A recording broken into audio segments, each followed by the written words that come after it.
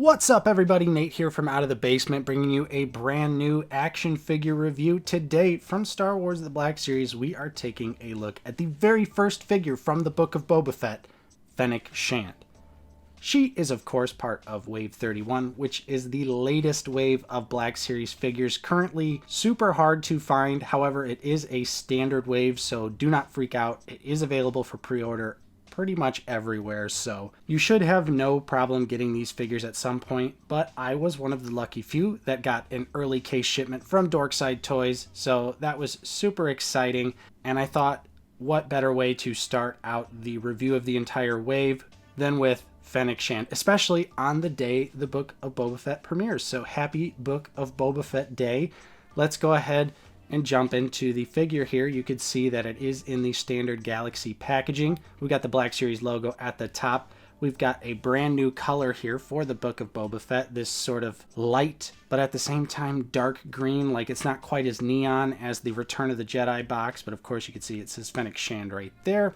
We've got a nice side image here, great mural art. On the back of the figure, we've got the bio and a larger picture of the same image. She is #1 in the line. We of course got the Black Series logo on the side here, and finally barcode on the bottom. Nothing on the top of this box, but we're just going to dive in here. We'll take a look at the two accessories and then of course the figure itself. First up, we've got the helmet here, which does look pretty damn awesome. It's just some orange and black plastic with some minor paint details to it. You can see some silver on the side, a little bit of black paint there on the orange part of the plastic, but there's some accurate sculpting there, more silver, and even a little bit of dirt detail kind of panel lined in there, which looks nice, although it does abruptly end on both sides of the helmet, so that's a little jarring. Might have to just, sort of finish that one out there, but here it is. And you can see, while it's not quite articulated, the helmet does open up. And you can see right here, it fits on her head perfectly, and you can see her eyes through the slit there, so works great. Then we also get her sniper rifle, which on the actual blaster part of the weapon here, there is no paint apps. However, it does look fairly accurate to the show. Some nice sculpted details in there as well. On the strap here, we do get two little bits of orange paint, so that's why I say it's not entirely unpainted, but 99% of this weapon here is unpainted, which is unfortunate, but again, it's something we've come to expect from the Black Series, so it's not all that surprising to me. And the sculpting still is really nice. So you definitely get what you need here with FENNEC, but especially when you've already seen the vintage collection figure, it is kind of unfortunate that we are not getting the spotchka bottle with her, nor the other blaster she uses. And even then, the TVC figure doesn't actually come with her blaster pistol that she uses, I believe, in the last episode. But yeah, as far as the Black Series figure is concerned, you just get the essentials here, which is fine. Not ideal, but it's fine. So let's move on to the figure herself. And here is FENNEC out of the packaging, looking absolutely fantastic here. The photoreal deco, the sculpted details of her costume, the orange throughout just looks so good, and I'm really happy with this figure so far. Definitely have a few minor nitpicks, of course, but overall I think this is a fantastic representation of the character and well worth the wait for her. And you can see that in addition, I didn't mention this in the accessories, but the strap does come off of the rifle there, so it doesn't always have to be on there. It just pegs in. But let's go ahead and jump back to the figure, and we'll take a closer look at her details. And of course, we're going to start with the head here, which has a fantastic likeness to the actress Ming-Na Wen. The face is a little shiny, but you can see they even got details like her little scar there accurate. And overall, it is just very cleanly applied. I really like the strand of hair coming down her head there, which is actually a sculpted bit and painted very cleanly. So I can imagine though that there will be some QC issues on that for sure. But my copy looks amazing. Really great details here. And even in the hair, you can see that she's got some really nice sculpted details going throughout. And her hair is sculpted very well. She's got some nice braids there, those 3 braids down the middle. Everything seems to be in order. The bun on the back of her head looks good. Going down into this ponytail here, which has tons of paint on it, almost has like a little bit of a dry brush going down. So Hasbro really went all out with some great details there for her hair and the head. Definitely think they nailed the likeness. And of course the rest of the costume looks great as well. It's a mix of matte and shiny plastics, mostly just black, but there is tons of sculpted detail to be had, as you can see right in front of you. We even do get some nice more orange paint details there with her gadgets on her chest and belt, and some even intricate sculpt work going on the arms, and then even on her other arm she has a little piece of armor or something on the back there, painted orange. And speaking of the back, take a look at the sculpted details here. Just really nice stuff throughout the figure, looking absolutely fantastic. Her costume is simple. You don't really need a lot there, but they definitely went all out when it comes to the sculpting there. Of course, the gauntlets look pretty good. We do get a trigger finger and a grip hand. The skirt piece here is unfortunately a softer plastic, so if we ever do get that throne, I think it's going to be a little tricky trying to get her posed up on it with Boba, since she's kind of in that like leaning pose. But I think if they would have went with the soft goods, we would not get this intricate detailing here. So I can kind of see the trade-off that they went for. On the softer plastic here, you can do this crazy sculpt work that looks awesome, whereas, of course, on a mass market figure, the soft goods are never going to have these details. So I could see the advantage and disadvantage. Personally, I don't know. I'm kind of torn. I don't know which one I would rather have, considering we don't have the throne yet, or if they plan to maybe do like a deluxe release where she does have a soft goods skirt piece. Who knows? But, I mean, honestly, as of right now, I'm fine with it. And we do get some more orange paint down here for those triangle pieces. And then moving down to the legs, more of the same. Just fantastic sculpting and paint app details there with these orange lines throughout the costume. Really have no complaints here as far as the details go. I think this figure pretty much 100% nails it, especially for a mass market $22 figure. It really doesn't get better than this. And of course, with this being a modern Black Series figure, she's got modern articulation. So let's go ahead and take a look at that now. So as far as the head goes here, the bun does get in the way a little bit, so she can't really look up all that much. She can look down a decent amount though. She has the double neck peg.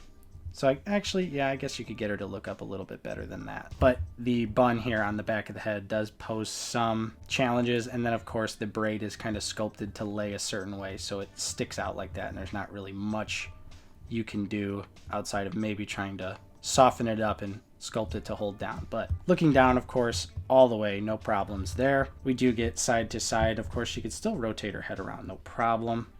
Tons of attitude here. Absolutely essential for the character though, so we love the modern Black Series neck articulation. And shoulder wise here, you can see they go all the way out, no problem. They do rotate around. She does actually have butterfly joints, but they are buried deep in the figure and are pretty much impossible to see, but you can definitely tell the movement is there. And for the arm, we do get a single jointed elbow that does give you more than 90 degrees. It is the new deep cut elbows. We also get rotation here at the elbow. Like I said earlier, we get a trigger finger hand here, which does rotate around and does have the vertical hinge there, so perfect.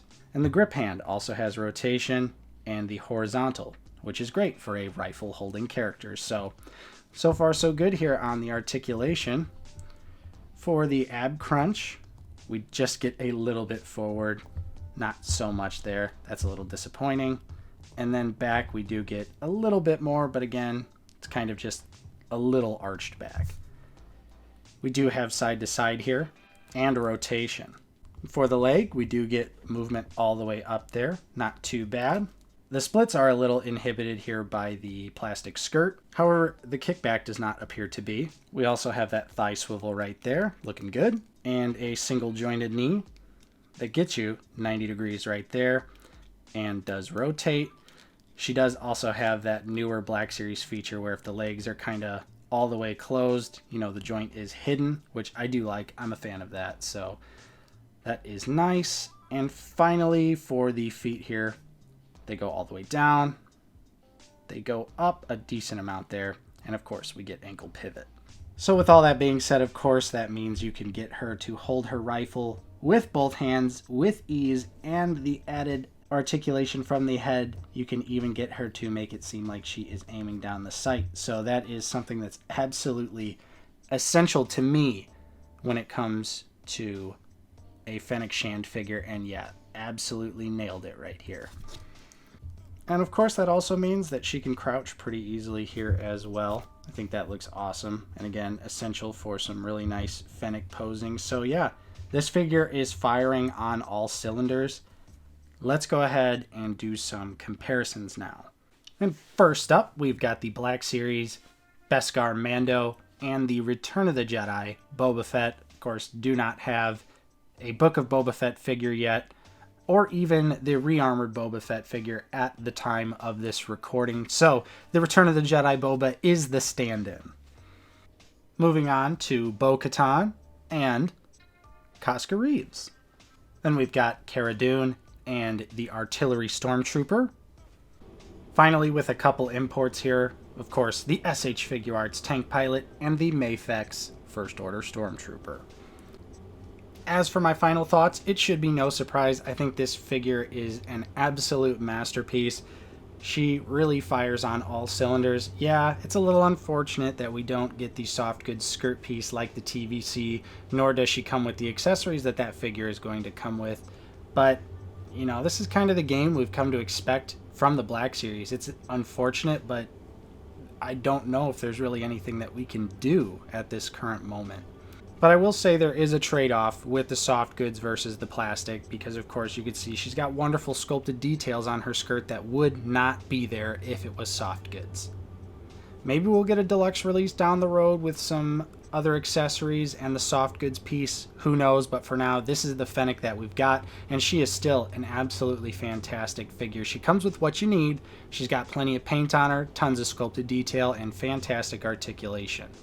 Definitely pick this one up if you see her in store, and I would definitely recommend pre-ordering her as well. And that's my review. If you enjoyed, don't forget to leave a like, subscribe if you are new. We're always talking about Star Wars The Black Series here on the channel. Of course, stay tuned for the rest of Wave 31 reviews coming to the channel very soon. We also have a channel membership, which for 99 cents a month, you can get some custom emojis to use in our chat and on our videos. You also get a Clone Trooper name badge, which changes ranks of Clone Troopers based on how long you have been a member. We appreciate each and every one of our members, new and old, so thank you very much to all of our members, and thank you for watching this video. I'm Nate from Out of the Basement, and I will see you next time.